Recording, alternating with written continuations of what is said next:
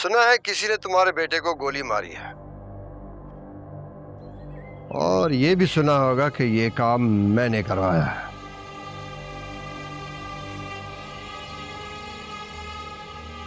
तो अब तुम चाहते क्या औलाद? तुम्हारे बेटे ने मेरे साथ दुश्मनी मोल लेके बहुत बुरा काम किया। अगर मैं चाहता, ये गोली सीधा उसके दिल में उतर सकती थी, लेकिन मैंने ऐसा नहीं किया, क्योंकि दुश्मनी के भी कुछ असूल होते हैं।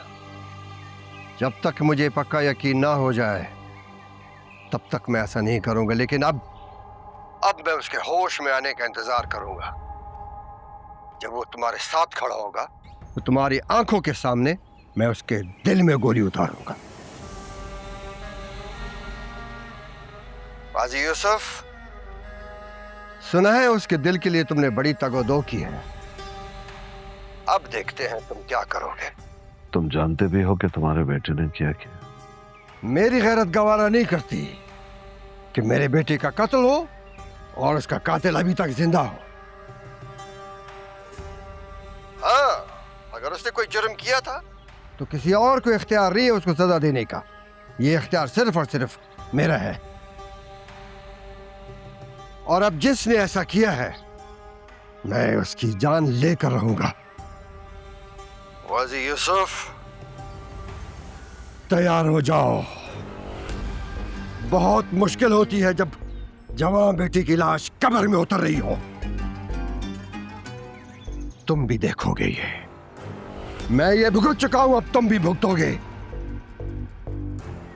और फिर तुम्हारा तो इकलौता बेटा है। तुम मेरी जान ले लो लाला, इस मामले को यहीं खत्म करो।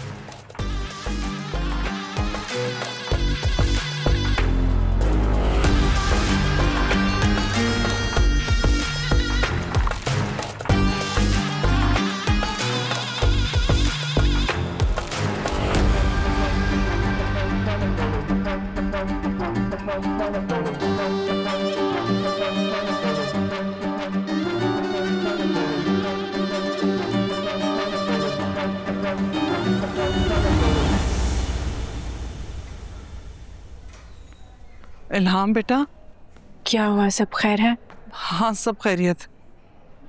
चंदा को होश आ गया है। सहान को होश आ गया? हाँ, मैं सर को कॉल करके बता देती हूँ। हेलो जी सर। जी, चंदा को होश आ गया है और उसने होश में आते ही सबसे पहले आपका पूछा जी।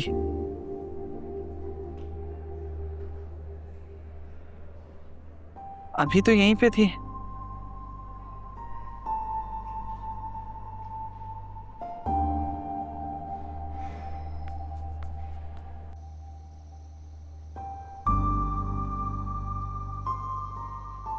तुम्हें अंदाजा नहीं है तुम्हें देखकर मैं कितना खुश हुआ हूं।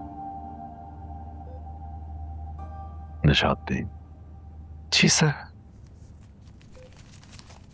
ये मेरे पास उस वक्त इतने ही है, करीबों में बांट दे। बहुत बेहतर से। बाबा, मुझे गोली लगी थी। वो लोग मेरे सामने से रानिया और वजीर को उठा के ले गए थे।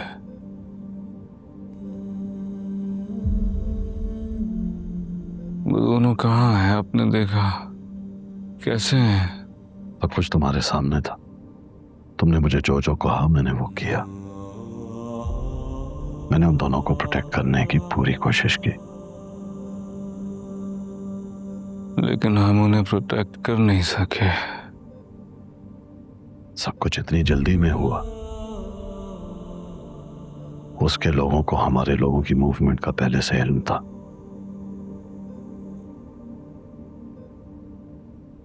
मुझे तो लगता है हमारा कोई बंदा उनके साथ मिल गया। तुम फिक्र नहीं करो, मैं उनको ले आऊंगा। परेशान कैसे ना हूं पापा, मेरी जिम्मेदारी थी। ओह, इल्हाम कहाँ है?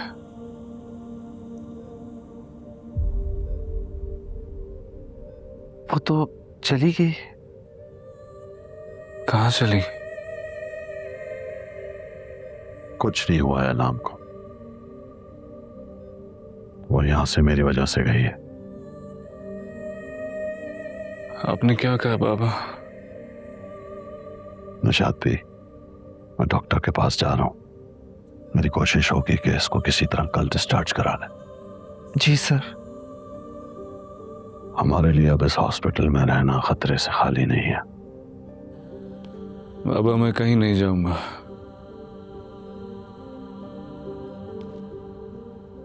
जब तक आप मुझे नहीं बताते कि इल्हाम क्यों गई है यहां से, मैं नहीं जाऊंगा। अब हम घर जाएंगे। मैं कहीं नहीं जाऊंगा। मैं आपके घर नहीं जाऊंगा बाबा। निशात भी, इसे समझाएं।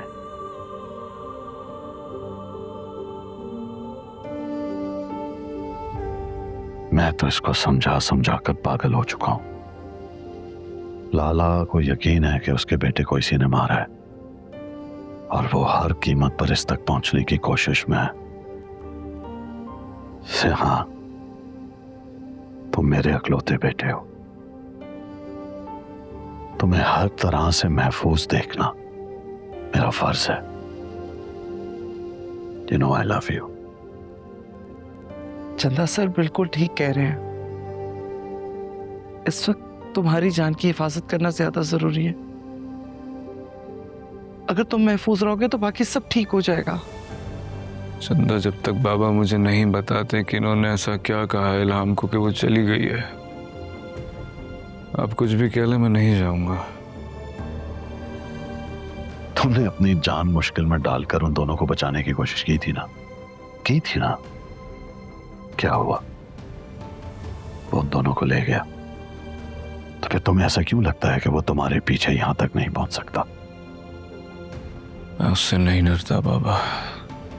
तुमने जो कहना है, जो सुनना है, जो गिले शिकवे हैं, वो घर जाके भी किए जा सकते हैं। पर यहां जितनी देर हम ठहरेंगे तुम्हारी जान को उतना ही खतरा बढ़ेगा। मैं आपके घर नहीं जाऊंगा। तो कहां जाओगे? अलिफ के घर। इल्हाम पहले ही वहां जा चुकी है क्योंकि उसे लगता है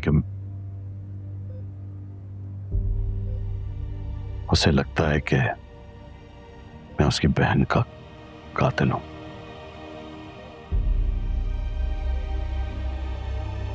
अगर तुम वहां गए तो उसकी जान को भी खतरा होगा।